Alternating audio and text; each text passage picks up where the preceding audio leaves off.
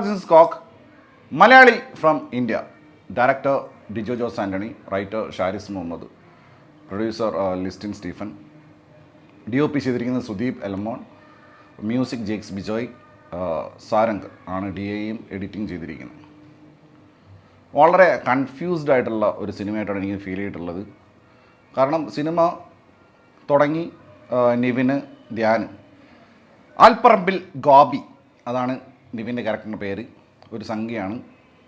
മറ്റൊരു സംഘി ധ്യാൻ ചെയ്ത കഥാപാത്രം പേര് മൽഗോഷ് KP. അങ്ങനെ ഈ രണ്ട് സംഘികളുടെ ആ ഒരു കോംബോ നൈസായിരുന്നു. പ്രത്യേകിച്ചും ധ്യാനും നിവിനും ഒക്കെ ഉണ്ടാകുന്ന സമയത്തുള്ള കെമിസ്ട്രി ഉണ്ടല്ലോ. ധ്യാന് കുറച്ച് ഓവറായിരുന്നു, പക്ഷേ ആ ക്യാരക്ടർ ഓവറാണ്, നല്ല ഓവറായിട്ടുള്ള ക്യാരക്ടറാണ്. പൊളിറ്റിക്കൽ സാറ്റയറാണ്, ഒരു കാരിക്കേച്ചർ സ്വഭാവമുള്ള ക്യാരക്ടേഴ്സൊക്കെ ഉണ്ട് കുറേ. അതുകൊണ്ട് തന്നെ ആ രീതിയിലാണ് പിടിച്ചിരിക്കുന്നത്.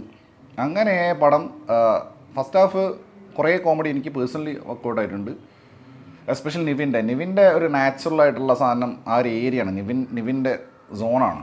അപ്പോൾ അതുകൊണ്ട് തന്നെ പഴയ ലാലടനെ ചെയ്യുന്ന പോലെ അങ്ങനെ സിമ്പിളായിട്ട് ചെയ്തു പോവാം. പിന്നെ സെൽഫ് ഹുക്ക് ഇഷ്ടം പോലെ ഉണ്ട്. ഇതിൽ തടീൻ്റെ കാര്യം പറയുന്നുണ്ട്, ധ്യാനും തടിയൻ, നിവിനും തടിയൻ. ഇപ്പോൾ രണ്ടാളും അങ്ങോട്ടും ഇങ്ങോട്ടും തടീൻ്റെ കാര്യം പറഞ്ഞ് കളിയാക്കുന്നുണ്ട്. സെൽഫ് ഹുക്കുണ്ട്. ഡിജോ തന്നെ ഇതിൽ അഭിനയിച്ചിട്ടുണ്ട്. പിന്നെ അനശ്വര രാജൻ, അവർക്ക് വലിയ ക്യാരക്ടറൊന്നുമില്ല, കുറച്ച് സ്ക്രീൻ ടൈം ഉണ്ടായിട്ടുള്ളൂ ഈ പടത്തിൽ. ഫസ്റ്റ് ഹാഫ് അതാണ്. ഈ പടം ഇങ്ങനെ ഭയങ്കര ECG പോലെയാണ്, ഇങ്ങനെ താഴ്ന്നും പൊങ്ങി ഇങ്ങനെ ഒരു കൺസിസ്റ്റൻസി ഇല്ല. ചിലപ്പോഴായി ഇതെന്താണ് ഇങ്ങനെ എന്ന് വിചാരിക്കും, പിന്നെ ചിലപ്പോഴും ഇത് പരിപാടി കൊള്ളാലോ എന്നും തോന്നും. അങ്ങനത്തെ ഒരു പടമായിട്ട് എനിക്ക് ഫീൽ ചെയ്തിട്ടുള്ളത്. മഞ്ജു പിള്ള നൈസായിരുന്നു, അവർ നല്ല രീതിക്ക് ചെയ്തിട്ടുണ്ട്. സെക്കൻഡ് ഹാഫിൽ വരുമ്പോഴത്തേക്ക് പിന്നെ സിനാരി മൊത്തം മാറി. ആടുജീവിതത്തിൻ്റെ ഒരു സ്പൂഫ് ലെവലെന്ന് പറയാം. കറക്റ്റ് ആടുജീവിതം വേറൊരു ട്രാക്കിൽ പിടിച്ചെങ്ങനെ ഉണ്ടാവും, ആ രീതിക്കാണ് സെക്കൻഡ് ഹാഫ് വരുന്നത്.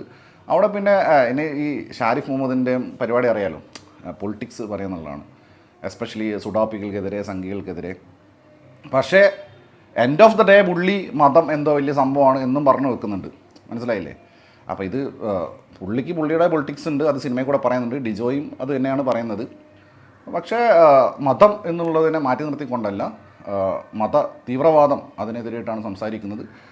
ആ ഒരു കോണ്ടെക്സ്റ്റിൽ ഇന്ത്യ പാകിസ്ഥാൻ സാധനമൊക്കെ പറഞ്ഞിട്ടുള്ള കുറേ സാധനങ്ങൾ സെക്കൻഡ് ഹാഫിൽ പറഞ്ഞുകൊണ്ട്, പക്ഷേ അറ്റ് ദ സെയിം ടൈം അത് വളരെ സീരിയസ് ആയിട്ടുള്ള ഒരു അപ്രോച്ചിലല്ല ചെയ്തിരിക്കുന്നത്. ഐ മീൻ മീറ്റർ പിടിച്ചിരിക്കുന്നത്, ട്രാക്ക് പിടിച്ചിരിക്കുന്നത് ഒരു സ്പൂഫ് ടൈപ്പ് പരിപാടിയിലാണ്. പക്ഷേ അണ്ടർലൈങ് ആയിട്ട് അത് വളരെ സീരിയസ് ആയിട്ടുള്ള പൊളിറ്റിക്കൽ സ്റ്റേറ്റ്മെൻറ്റ് പറഞ്ഞു പോകുന്നുണ്ട്. ബട്ട് ദ പ്രോബ്ലം ഈസ്, ഇങ്ങനെ പറയുന്ന സമയത്തും ഇത് ഭയങ്കര ഫോഴ്സ്ഡ് ആണ്. അതായത് നമ്മൾ നാച്ചുറലി ഒരു കാര്യം പറയുന്നതും നമ്മൾ പറയാൻ വേണ്ടി പറയുന്നതും തമ്മിൽ ഭയങ്കര ഡിഫറൻസ് ഉണ്ട്. ഇതിൽ ഓക്കെ ഞങ്ങളിതാ കുറച്ച് പൊളിറ്റിക്സ് സംസാരിക്കുന്നു, ഓക്കെ നിങ്ങളിതാ പൊളിറ്റിക്സ് കേൾക്കൂ എന്ന് പറയുന്ന രീതിയിൽ അത് ഫ്ലോയിൽ ഒരു മരത്തിൽ ഒരു കായ് ഉണ്ടാകുന്ന പോലെ, എങ്ങനെ ഒരു പൂ ഉണ്ടാകുന്ന പോലെ ഇങ്ങനെ നാച്ചുറലി വരണം. അതില്ലാതെ ഇങ്ങനെ നമുക്ക് ഇങ്ങനെ പാക്കറ്റിലാക്കി തന്നിട്ട് കാര്യമില്ല. എനിക്ക് പല സ്ഥലത്തും ഭയങ്കര ഡിറ്റാച്ച്മെൻറ്റ് ഫീൽ ചെയ്തു സിനിമയായിട്ട്. ജനഗണമനയിൽ ഇത് ഇന്ത്യയാണ് സാറ് എന്ന് പറയുന്ന സമയത്ത് ആ ഒരു ഫീല് കറക്റ്റ് കിട്ടിയിട്ടുണ്ടായിരുന്നു. ആ ഒരു സാധനം, അതായത് ഒരു ഇമോഷണലി കണക്റ്റ് ആവുന്നില്ല. ഇവർ കുറേ ഇമോഷൻസ് കൺവേ വേണ്ടി ശ്രമിച്ചിട്ടുണ്ട്. എനിക്ക് പേഴ്സണലി ഇമോഷണലി തീരെ കണക്റ്റ് ആയിട്ടില്ല.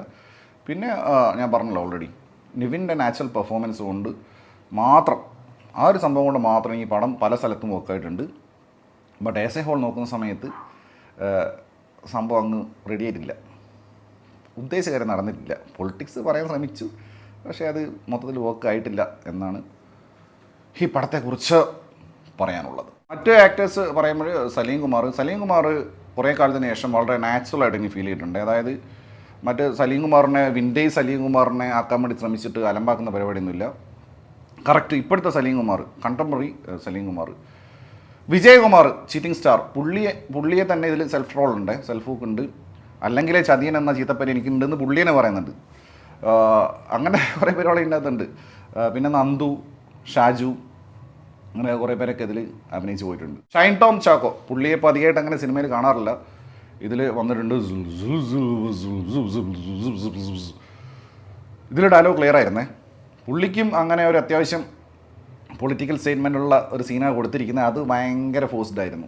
അത് ഞാൻ പറഞ്ഞ പോലെ ഈ പാക്കറ്റിലാക്കി തരുന്ന സാധനം ഉണ്ടല്ലോ, നമ്മൾ മലയാളികളാണ് ഇവിടെ നടക്കൂല, നമ്മൾ മലയാളീസ് അങ്ങനെയാണ്, മലയാളി പൊളിയിട ആ ഒരു സാധനം വെച്ചിട്ടുള്ള അത് ഭയങ്കര ക്രിഞ്ചാണ് സാധനം. പല സ്ഥലത്തും ഫോഴ്സ്ഡ് ആയിട്ട് വരുന്ന സമയത്ത് ആ ഷൈൻ ടോമിൻ്റെ സീൻ എനിക്ക് ഫീൽ ചെയ്തിട്ടുള്ളത്.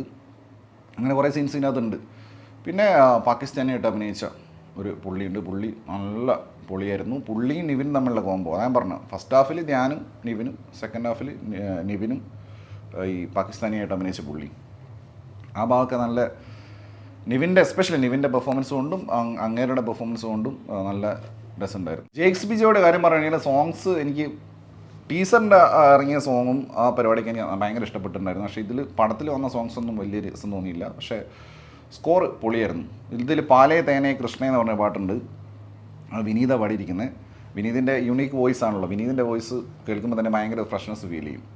പിന്നെ പഴയ നമ്മുടെ ഗാദാജാം കവലടിയിൽ കുങ്കുമോ എന്ന് പറഞ്ഞ പാട്ടിൻ്റെ ഒരു ടൈപ്പ് സാധനം ഇതിൽ ചെയ്തു വെച്ചിട്ടുണ്ട്. നിവിൻ തന്നെ പെർഫോം ചെയ്ത പാട്ട് സീനാണ്. അത് കുഴപ്പമുണ്ടായിരുന്നില്ല. പക്ഷേ ഓവറോൾ മ്യൂസിക് പാട്ട് അത്ര ഇമ്പ്രസീവായിട്ട് തോന്നിയിട്ടില്ല. പിന്നെ ഐഷുമ്മ യെസ് മകൻ യെസ് എന്നെല്ലാം പറഞ്ഞിട്ടുള്ള സാധനം ഐഷുമ്മയൊക്കെ വൻ ക്രിഞ്ചായിരുന്നു. ഐഷുമ്മേൻ്റെ കണ്ണീര് തുടയ്ക്കുന്നു, അങ്ങനെ കുറേ ക്രിഞ്ചുണ്ടായിരുന്നു.